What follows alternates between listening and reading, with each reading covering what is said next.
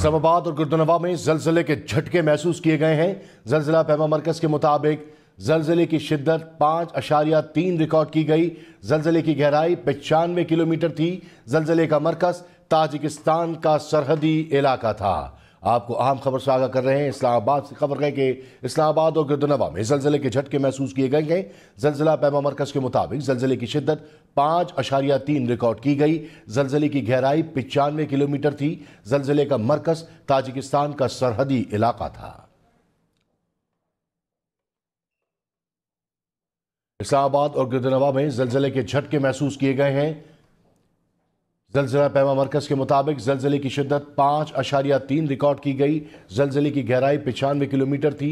जलजले का मरकज ताजिकिस्तान का सरहदी इलाका था। आपको अहम खबर से आगाह कर रहे हैं।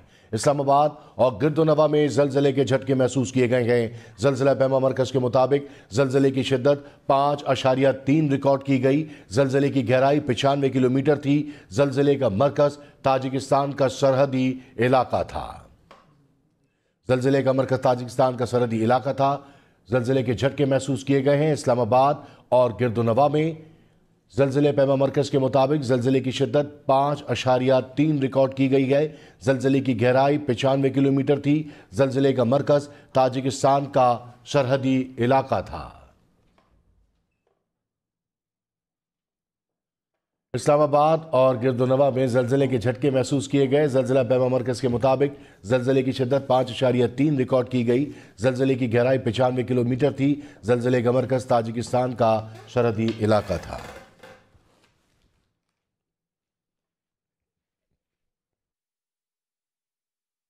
इस्लामाबाद और गुर्दनवा में जलजिले के झटके महसूस किए गए। आपको आम खबर से आगाह कर रहे हैं। ये झटके जलजिला पैमा मरकज के मुताबिक जलजिले की शिद्दत 5.3 रिकॉर्ड की गई। जलजिले की गहराई 95 किलोमीटर थी। जलजिले का मरकज ताजिकिस्तान का सरहदी इलाका था।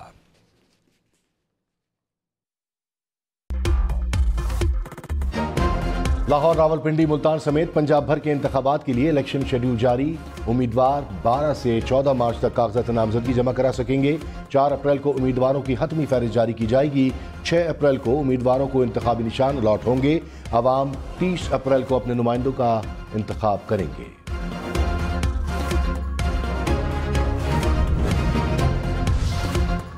पेशावर, मर्दान, एबटाबाद समेत खैबर पख्तूनख्वा में इलेक्शन कब होंगे? गवर्नर हाजी गुलाम अली ने सूबे में इलेक्शन की तारीख ना दी। इलेक्शन कमीशन वफ्द की पेशावर में हाजी गुलाम अली से मुलाकात। इलेक्शन कमीशन हुकाम ने कहा गवर्नर खैबर पख्तूनख्वा को बताया कि वो सूबाई इलेक्शन की तारीख देने के पाबंद हैं।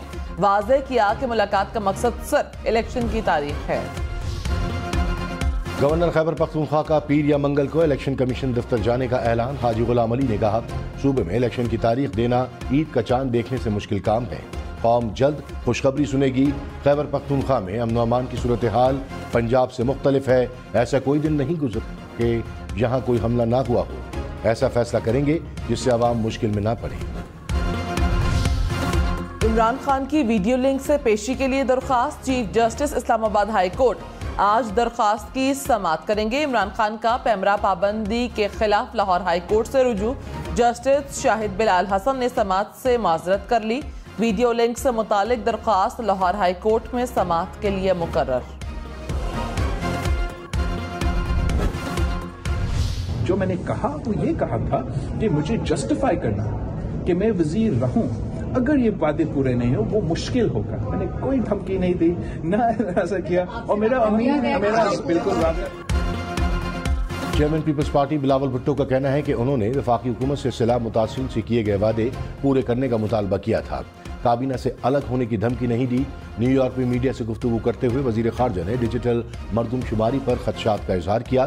कहा वफाकी हुकूमत सिंध के तहफुजात देखे, मरदमशुमारी करनी है तो दुरुस्त करे।